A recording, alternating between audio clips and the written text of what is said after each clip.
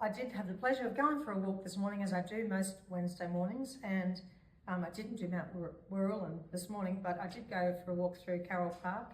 It looks amazing. So if anyone gets a chance to pop into that park, it's well worth it. It's in Coral Street. Also, which leads me to our Parks and Gardens staff, who have been absolutely hammered and have done a brilliant job of getting the place looking amazing, because I went past the Apex Park in Fisher Street this morning, and they're just finalising the repairs after the storm damage to that park as well. They haven't stopped these people, as with most of our staff, or actually all of our staff. They do a great job. We have regular meetings with staff and workshops, and we're forever trying to find ways to improve things, to address concerns of residents, and to ensure that everybody is as happy as they possibly can be. And you know, our staff are amazing. They know all the ins and outs. They know the legislation. They point us in the right direction. We're just kind of the go-between. We're lucky that we get our community members to come to us, and then we go to our staff and say, how can we help? And they're always on board, working out the best way to look after our community, which I appreciate, and we all appreciate greatly. We have been to quite a lot of things recently. We're the opening of Haven House, yet another CTC project that's helping with the huge need for housing in our region. We are, as we well know, a low socioeconomic area. We have a lot of people struggling, and that's the topic of conversation pretty much every day at the council. And those sort of projects help enormously. There was a recovery meeting after the recent events with flooding and storms, and that was a way that we can look at how to help better next time, and that's thoroughly discussed.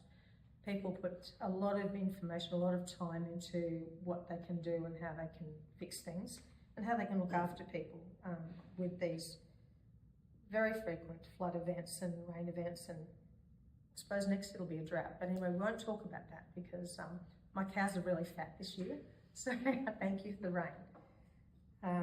The Australia Day Awards were fantastic. Haven't we got the best community with just amazing people that do so much? It was a pleasure to go to Blackbutt, beautifully organised day. Thank you again to our staff and to the Scout Den in Kingaroy for the Australia Day Awards, where, yes, Danita is a great whip cracker. I'm not.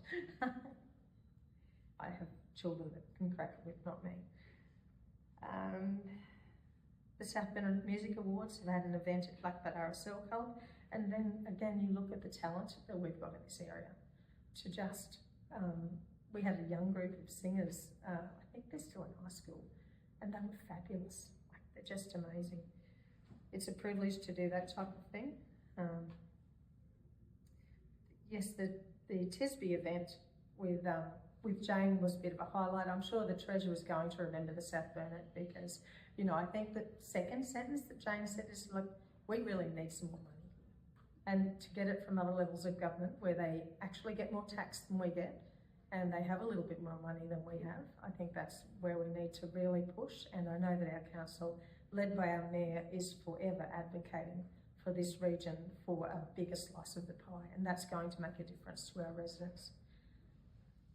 We've quite a few AGMs. Looking forward to the South Bennett Rail Trail User AGM this Thursday, which will be great, because that's another group of people really trying to work on upcoming events with the Wandai weekend in Wandai. Yes, Rosie, that's going to be fabulous. The Anzac Day weekend, so looking forward to that, a cycling event, and to all of the other things that are coming up in the next month.